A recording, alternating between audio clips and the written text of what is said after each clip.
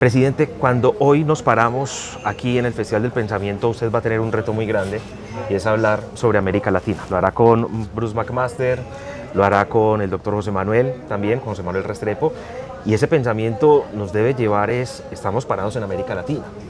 Pero por ejemplo, en esas estructuras que son tan globales y tan grandes, uno piensa en América Latina, pero al mismo tiempo está pensando en Europa, está pensando en Asia, está pensando en la implicación. Ahorita tenemos también un minutico para hablar de esa relación, cómo nos afecta Estados Unidos y China, que los vemos tan lejanos, cómo nos afecta también a nosotros. Pero cómo pensarnos en América Latina, en este Festival del Pensamiento, qué decir de esos retos que tiene América Latina. Oía ahora precisamente en un panel en el que estaban Alejandro y estaba Ricardo Jaramillo y hablaban un poco de las posibilidades. Y yo creo que América Latina sigue siendo el continente de las posibilidades, Juan Carlos. Pero hay una cosa que nos pasa y es que no nos podemos eternamente quedar siendo el país de las posibilidades. Yo creo que tenemos que concretar todas esas opciones que tenemos y eso nos tiene que llevar a reflexiones. ¿Por qué no lo logramos?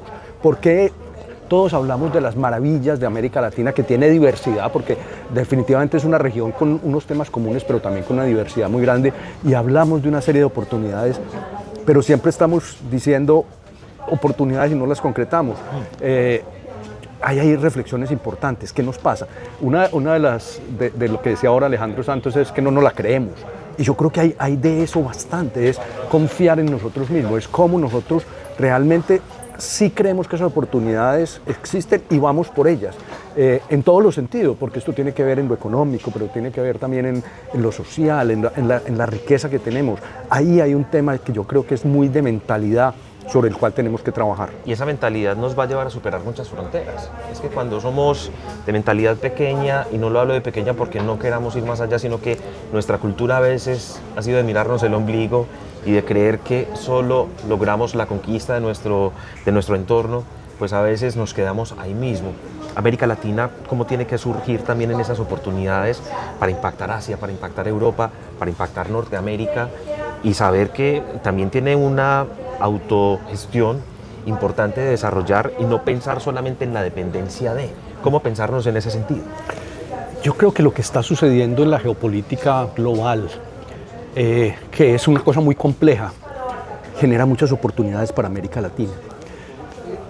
Nosotros, por ejemplo, si algo va a necesitar el mundo, es energía. Todo lo que está sucediendo, los cambios en la tecnología, pero el desarrollo, se hacen basados en energía. Y tenemos unos retos ambientales y climáticos para esa energía.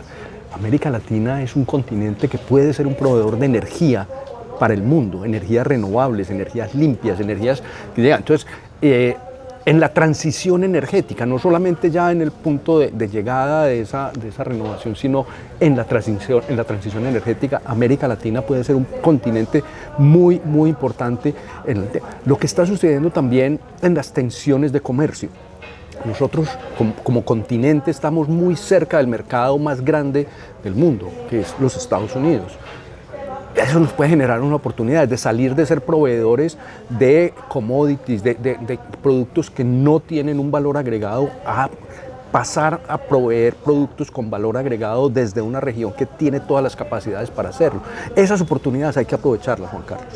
Hay que hablar de oportunidades y hay que hablar de mirar hacia futuro, pero también de las realidades, conflictos internacionales que también nos implican a nosotros. De una manera directa o indirecta también hay que pensar en cómo nos están afectando los conflictos, y dentro de esa reflexión sé que lo van a hacer mañana, tensiones entre Estados Unidos y China. ¿Cómo afecta a Colombia, por ejemplo? Las tensiones globales en general generan unos desequilibrios en el orden mundial, y eso a este continente y a Colombia particularmente pues tiene unos efectos. Nuestro principal socio comercial es Estados Unidos. Hemos estado como país y direccionado por el gobierno nacional generando acercamientos hacia China. Ahí hay unos efectos que esa geopolítica no es indiferente, pero yo quiero también mirarlo desde el punto de vista de las oportunidades. Ese conflicto comercial está más situado hacia China y hacia otros países. Lo que sucede, por ejemplo, en las guerras que mencionabas, pues sí, a todos nos afectan, pero no están sucediendo en nuestro territorio. Por lo tanto, tenemos una posibilidad de como continente, como región, buscar, aprovechar. Claro, tenemos influencia, pero ¿dónde están esas oportunidades para que nosotros surjamos? Yo creo que esto hay que mirarlo con sentido de posibilidad, entendiendo que hay una realidad mundial que es compleja. Aquí no solo estamos hablando de Colombia, estamos hablando de América Latina como continente. Y América Latina también tiene una diversidad enorme, pero también unas posibilidades, que por esa diversidad, como pasa en Antioquia, que tiene 9 subregiones con todas las características de productos, pisos térmicos, América Latina provee pues, una cantidad de elementos, commodities, facilidades y a todos los recursos, desde, si uno mira todo el continente, solo Sudamérica, por ejemplo, América Latina, solo pensando en todo lo que pasa desde la Patagonia hasta nuestro país, uno dice, ahí hay una riqueza enorme, porque casi todo se puede producir, casi todo se puede hacer. A veces falta pensar, de pronto, en unas posiciones políticas también un poco más fuertes. ¿Cree usted que en la política también se debería incidir un poco más fuerte como lo hacen unas grandes potencias mundiales si se arma de pronto un bloque, una unión? ¿O cómo pensar también esa parte política que es importante dentro de la geopolítica? Siempre va a caracterizarse en nuestras ubicaciones geográficas, pero en la economía también es muy importante esas relaciones políticas. Yo creo que la política es un tema importante, pero yo creo que lo que hay que defender es una institucionalidad, un sistema, digamos, democrático de elección, que en nuestra región hemos tenido un historial ahí que a veces tenemos unas fallas importantes, pero la democracia, la institucionalidad. Y yo quiero, Juan Carlos, mostrar las posibilidades. Uno puede escoger países y encontrar ejemplos.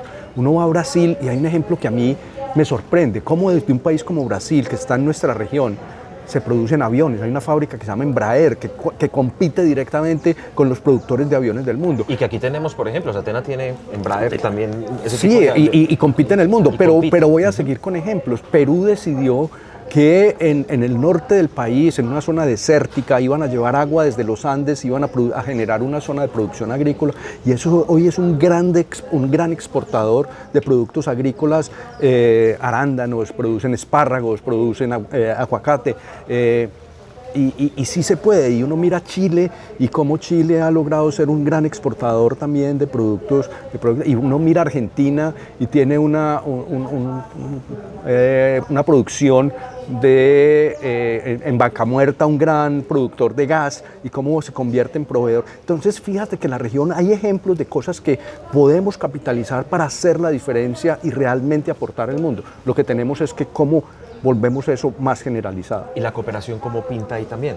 ¿Cómo los trabajos de cooperación que son tan importantes en la cooperación internacional se vuelven fundamentales en ese sentido? Ese trabajo de cooperación con países que nos ayuden a poder maximizar esas posibilidades es fundamental, y yo creo que ahí hay un papel. Pero hay otro que a mí también me cuestiona, me reta, y que creo que es otra de esas oportunidades que siempre decimos que está ahí pero que no concretamos, y es esa colaboración propia entre los países de Latinoamérica. Fíjate que nos cuesta mucho entre los países latinoamericanos poder trabajar en conjunto, entender que tenemos un mercado ampliado que podemos hacer, entender que nos podemos complementar, que cosas que se pueden producir una parte en Perú y otra en Colombia para un mercado de exportación.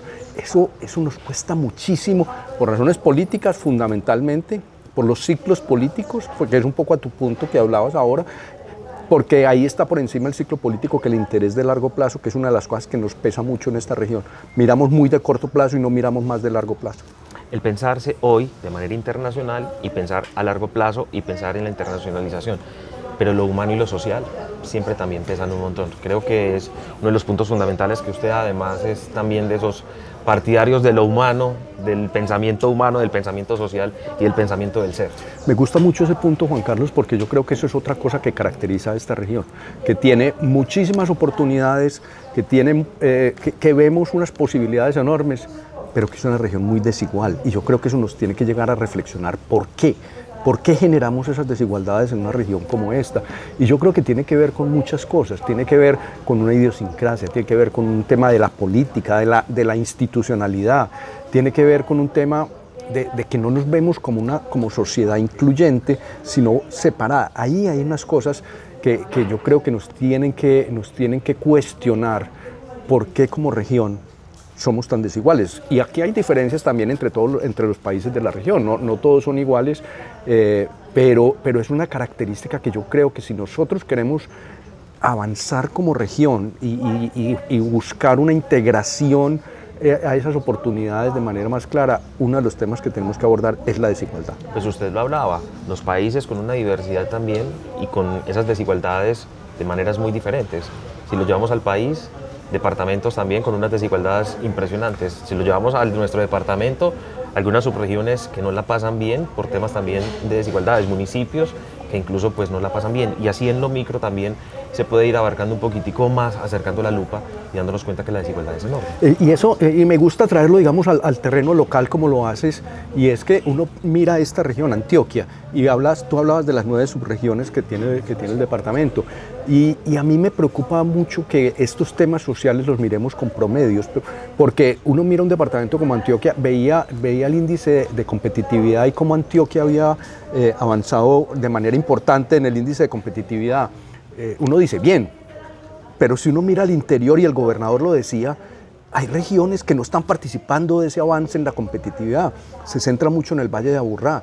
Y en el promedio salimos bien, entonces dijimos, hemos avanzado. Pero la verdad es que hay regiones, el nordeste antioqueño, regiones hacia el Urabá, que tienen unas carencias, a pesar de que tienen unas riquezas enormes y tienen unos potenciales de desarrollo, tienen unas carencias. Entonces, ¿qué estamos haciendo nosotros en lo más cercano y también en lo global para que esas diferencias se puedan ir cerrando de manera más clara?